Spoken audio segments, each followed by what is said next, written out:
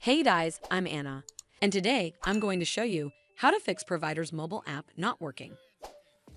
So first of all, you need to make sure you're running the latest version of the app. Open up App Store on your device, and then tap on this search icon in the bottom right corner. Then search for the provider's mobile app, and if you see this update button right next to the app name, simply tap on it to make sure you're running the latest version of the app. But if you still encounter this issue, then you need to clear App Cache. Go to your device settings and then scroll all the way down to General and tap on it. Then tap on iPhone Storage. From here, search for the provider's mobile app and then tap on it.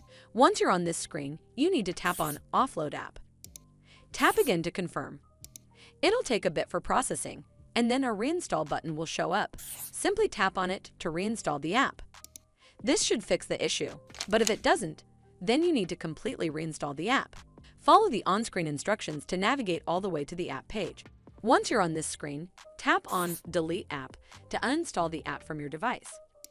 Once uninstalled, you need to open up App Store and then search for the provider's mobile app right over here in the search bar, and then click on this Get button to install it back on your device. Hopefully, this will fix the issue. And if it did, then make sure you give this video a super thanks by clicking on this heart icon to help support the channel, and don't forget to hit that subscribe button.